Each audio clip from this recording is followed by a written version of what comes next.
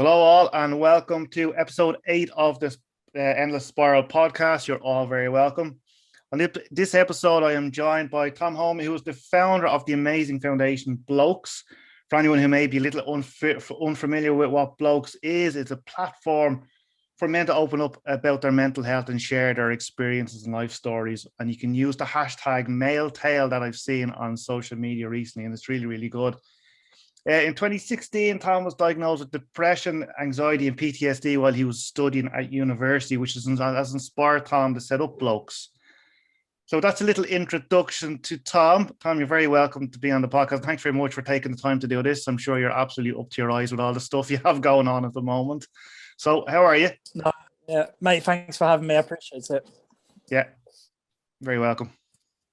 So, Tom, do you want to give everyone a little bit of insight into kind of why you set up Blokes and exactly what it is and all that type of stuff? Yeah, so kind of as you kind of mentioned and touched on it in the opening, I suppose I first became aware of certainly my own mental health, but the wider concept of mental health around sort of the tail end of 2016, when I, as you said, diagnosed with these different mental health problems. And the only, I suppose, the first occasion really when I spoke to somebody was when I actually tried to take my own life in just at the start of my second year at uni. Having been someone who'd never previously been diagnosed with a mental health problem, but looking back, definitely had my issues with anxiety in particular. I went home for a reading week, I think it was, and opened up to my parents and said, look, something's happening. I don't know what it is, but I don't know what to do. I need some help because I can't cope. I can't carry on kind of doing what I'm doing. So was taken to the GP and prescribed antidepressants and was referred for counselling, therapy, mindfulness, all these different kind of professional services and techniques. And I think because I'd gone from not previously being diagnosed with any mental health problems to then being given antidepressants and referred for all this talking therapy and counselling, I got quite overwhelmed, and because it all happened so quickly. And I think, as I say, I didn't have a great understanding of what mental health was or how it affected people. But I think just naturally, as we all know, with the kind of the labels that go along with mental health, I think as a guy at the time, I was quite worried about what other people would think and what other people would say, or how they'd perceive me or look at me or treat me or however. So as I said, I never really kind of got the benefit out of definitely the therapies and counselling sessions at the time, just because, if I'm being honest, I didn't engage with them because I was so kind of closed off to the concept of needing help.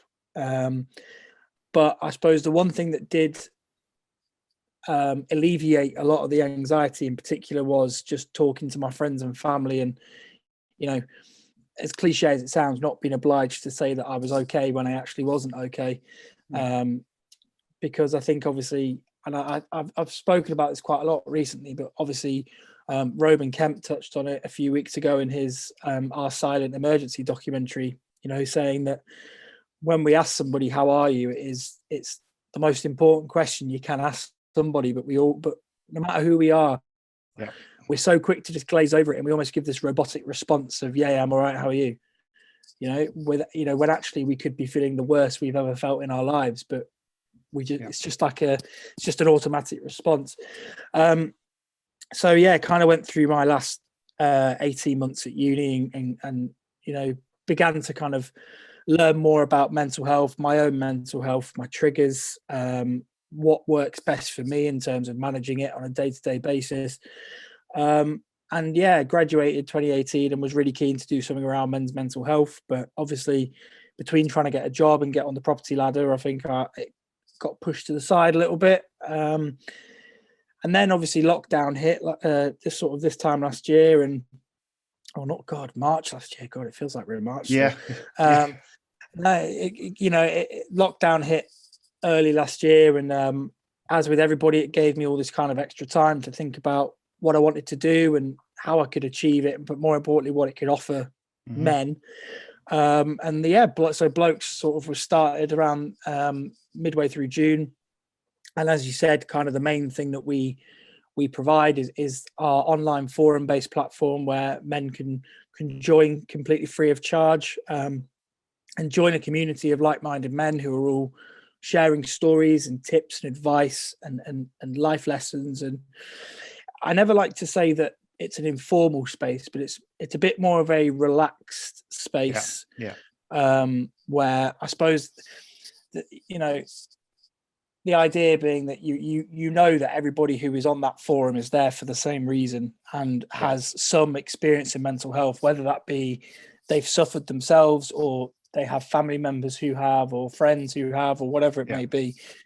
So that's kind of one arm of what we do. And I suppose actually I should probably touch on the fact that we've recently launched our uniform forum, which is designed for men sort of between, I'd probably say, the 16 to 19, 20 mark. And it's for those guys particularly who are transitioning away from school or college to then either go on and do other things or more specifically go on to university to study, or and I think it can be a platform where certainly guys who are at university can provide advice and answer questions from those who are going, or whether it be about moving away from home or managing exam stress, or even down to little things like what to bring and what not to bring to uni. Little things that I think all probably contribute to building this huge anxiety bubble. I was just going to say that. Yeah, but I think if you can chip away at it one little thing at a time, it helps to definitely kind of put your mind at ease. So that was kind of launched probably about 4 or 5 weeks ago now. And yeah, obviously the other arm that we spoke about just before we jumped on was obviously we have our ambassadors, who are all absolutely fantastic. Definitely could not do it without them. But we work to provide our partner clubs and organisations with free mental health workshops, signposting sessions, seminars, and resources. Even down to little things like posters for the changing room or clubhouse or whatever it may be. Because my personal belief is that mental health support should be free for everybody. It shouldn't be something that people have to, wait 5 weeks between sessions for, or pay £50 for a session for. For me, that's not how it should be, especially because when I was at uni, my uni's counselling team were brilliant, but because they were so overwhelmed and so understaffed, I was going like 4 or 5 weeks between sessions and I wasn't improving. So I kind of found myself so desperate for help at the time that I found a counsellor who I went to speak to, but it was like 50 quid a week. And, for a student in particular, it's not cheap. It's not cheap anyway, but still, especially for students who are, learning to manage their money better. It just wasn't sustainable for me. So that's kind of why I suppose my ethos in terms of providing free mental health support and education and structure when and wherever possible is so important to me. But obviously, having started this kind of venture during lockdown, it's very much been kind of an online, like a webinar type get up. But hopefully, now with the world beginning to go back to some form of normality ever so slowly, hopefully it's now getting to the stage where we can actually start, putting a face to the name and actually going into these clubs and different kind of mental health conscious places and just speaking with players and coaches and staff and parents and whoever it may be, just to support them in however we can. Yeah, I have to say, the amount of stuff on your website is absolutely amazing. I've actually referred a few people to your website already. The support system or support structure you have on the website, or even links to kind of, outside your website is amazing. And I suppose, your forum, I suppose a good way of putting it is it's a safe space as well for people to write their stories. They can feel nice and secure being there. As you said earlier, it's with other people who are, who want to be there and are all kind of learning from each other and sharing stories. So, I have to say, I couldn't wait to get you on this podcast, because when I seen the stuff on Twitter, on Facebook. I was just like, or was it on Instagram? I was like, oh my God, he's doing so much. I was like, oh my God, like all the ambassadors. But can I ask you, Tom, if we take things back just a little small bit, if you don't mind, and you were saying that you were like when you were diagnosed in college, or sorry, in university, was it a gradual thing with you? If you like, I don't know if you're okay to speak about it. I mean, what did you just feel, as you said, so overwhelmed? Was it a gradual thing? Like, did you not know anything really until it hit you? I think I suppose stripping it right back, even from a kind of my formative years, I didn't really understand mental health other than, I mean, my mum experienced a couple of years of depression, but I think being quite naive at the time, I never really saw it much as, oh, the reason my mum can't get out of bed today is because she's just really sad. I thought, as I think is the common misconception with depression, oh, she's just really sad, she'll be fine tomorrow. So, but I definitely think, I've spoken to people like this before. I definitely think throughout my life, even from a really young age, I definitely displayed characteristics of anxiety. And again, I know I've been diagnosed with these three kind of mental health problems, but the one that I have struggled with for the longest period of time is definitely the anxiety. Me too. And to be honest, I think it's difficult because so in that sense, yes, it was quite a gradual thing, but in terms of it all coming to a head, I suppose. So I always say, throughout my life, from the age of sort of 7 or 8, I played rugby and for school and for clubs, and certainly later on in life, around 18, 19, just before I started uni, I was fortunate enough to go and play for teams in New Zealand and South Africa and have a couple of seasons out there, which was amazing. And then played throughout my first year at uni. And then in my second year, I was dropped from the team through nobody's fault aside from myself. I didn't train hard enough. I was probably a bit too complacent that I get my place back, to be honest.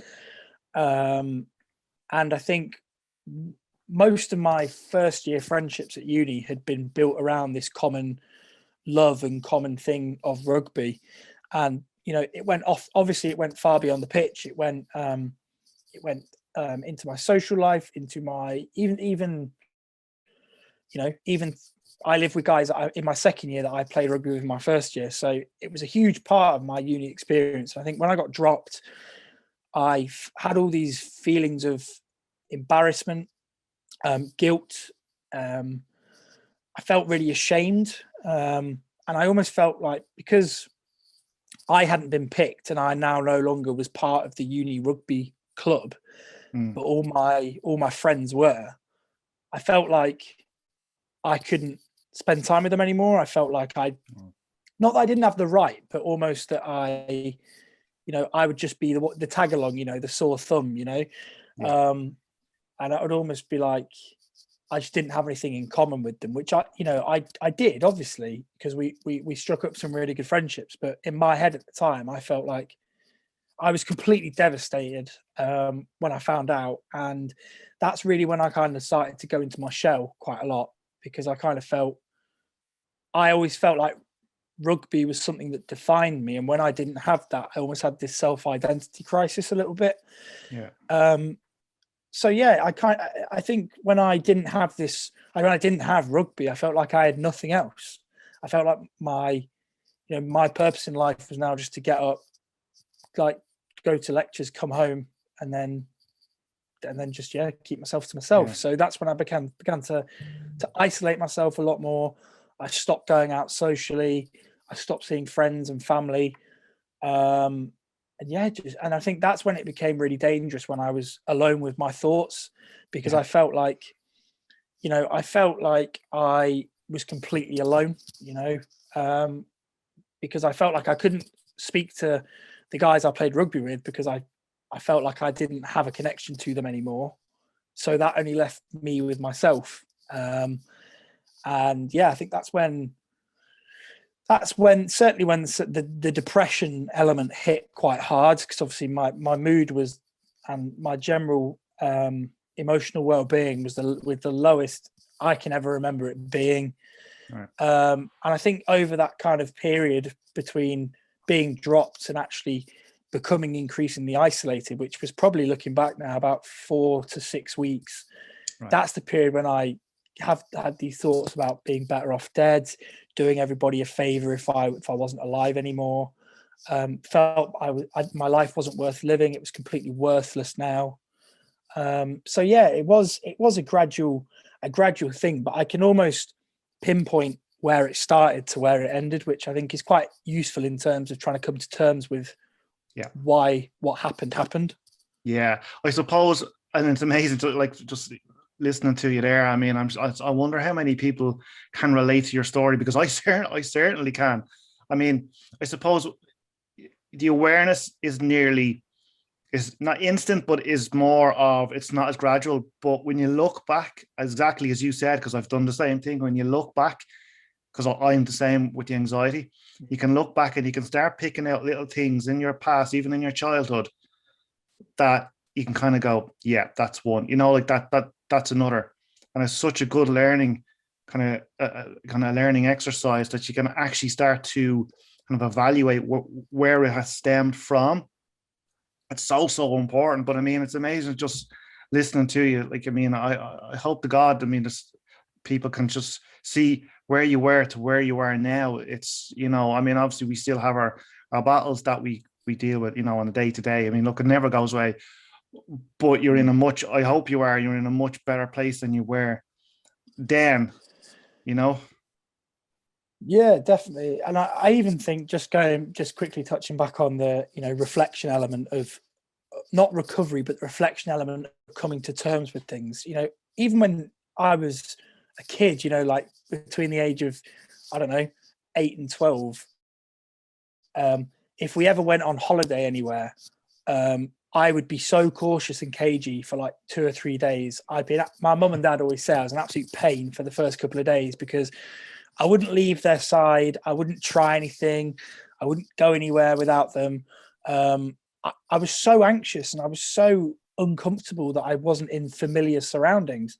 Yeah. And, I think to an extent that is normal, but definitely to the amount that I was so hesitant to do anything outside of my comfort zone, and I questioned everything, and I automatically went to the worst case scenario of what could happen. Yeah. Definitely, obviously, with those very early signs of anxiety. And I even think back, I was that kid at sleepovers who got my mate's mum to call my mum at 1 a.m. to come and pick me up, because I couldn't hack being away from her. I couldn't hack being away from my dad, and I couldn't hack being away from my comforts, my home comforts. Your comfort zone. Yeah. You're supposed to be your safe place. Exactly. I know where things are. I know how things work.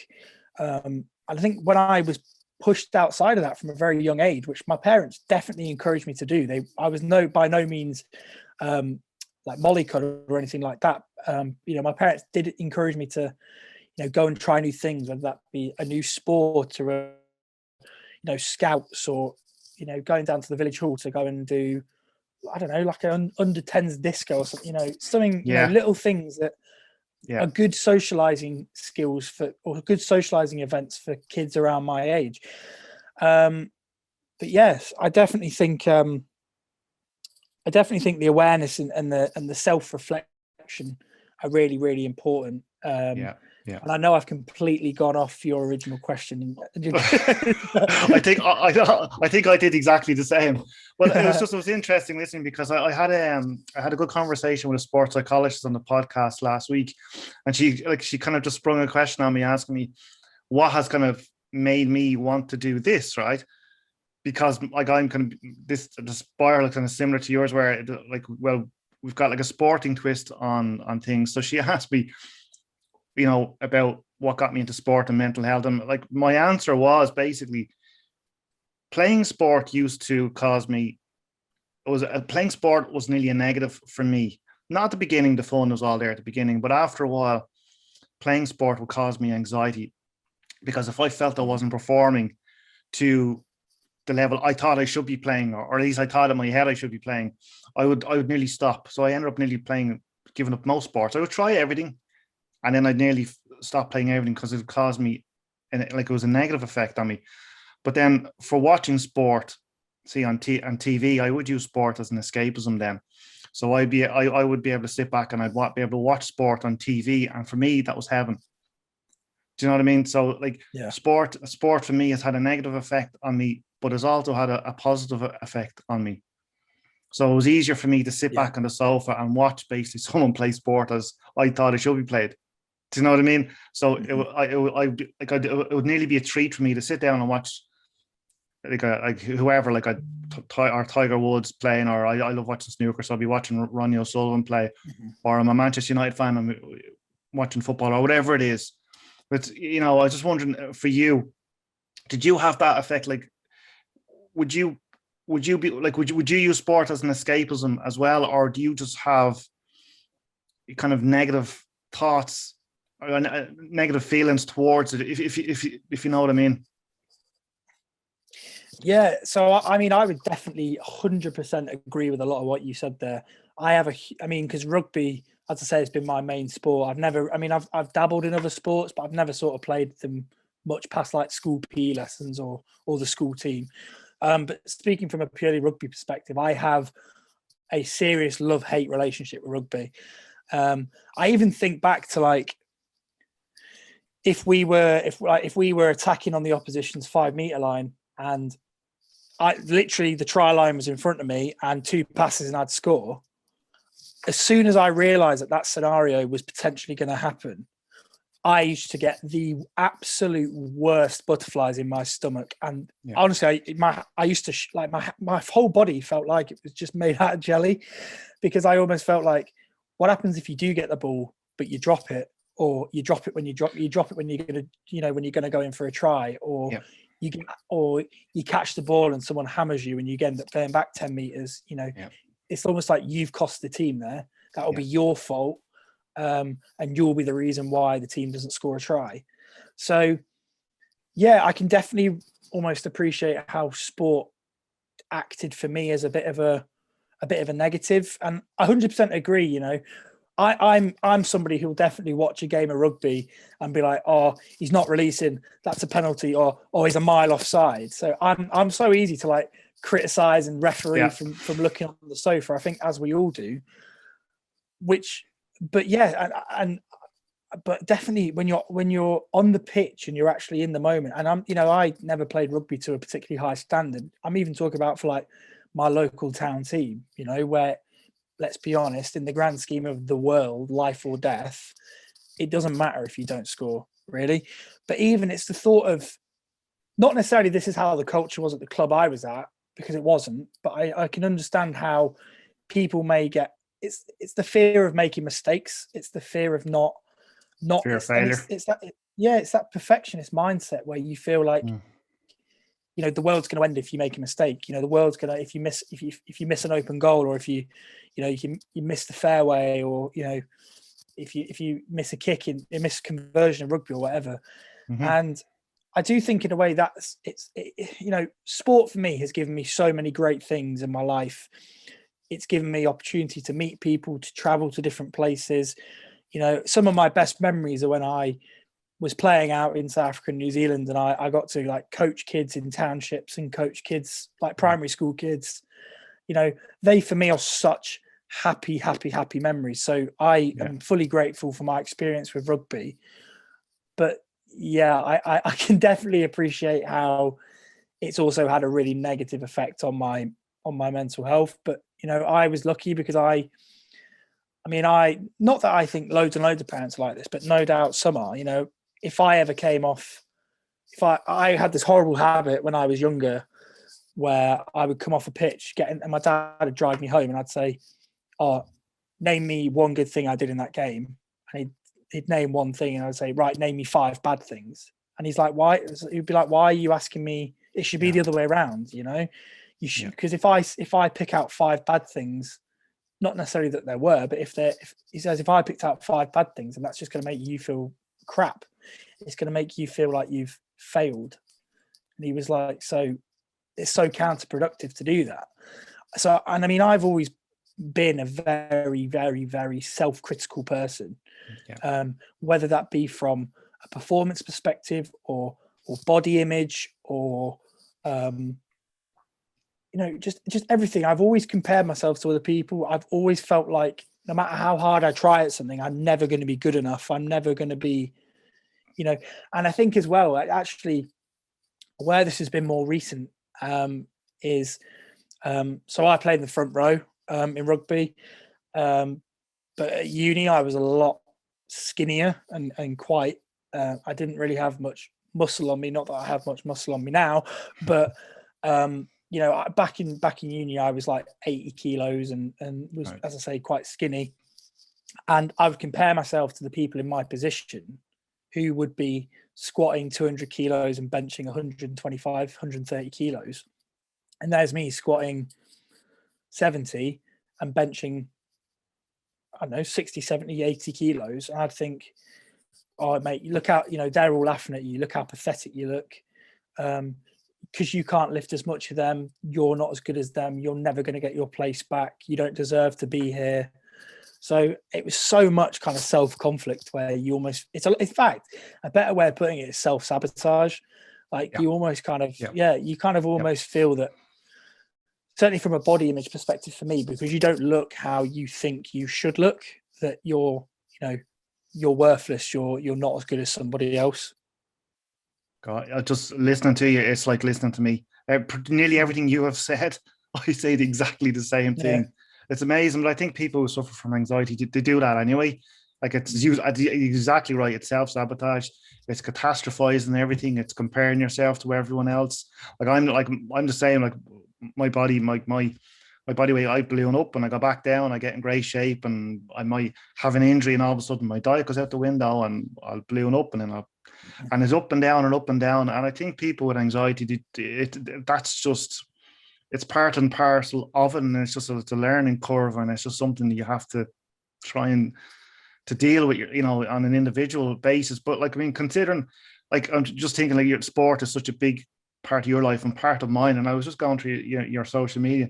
Do you want to tell me a little bit about this Kick for a Cause thing? Because I thought that was really good.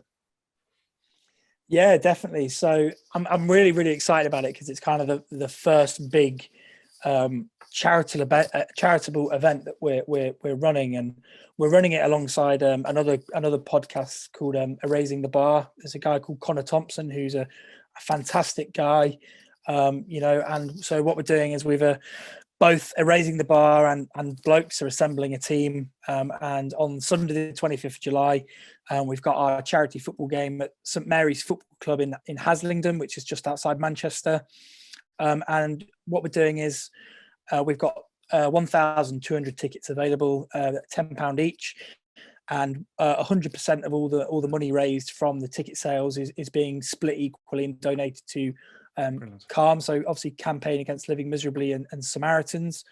And also we're having bespoke kind of match kits and match balls created, and what we're doing is, because both sides will feature some well-known people, what we're doing at the end of the game is we're going to sign those shirts and sign the balls, and we're auctioning them off for an organisation in Manchester called Jack's Club, which is basically providing young people with a safe space to meet up, make friendships, talk about what's on their mind and what's worrying them.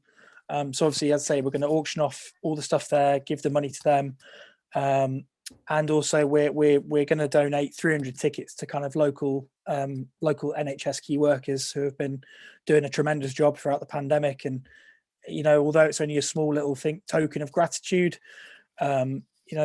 it's just our way of saying thanks.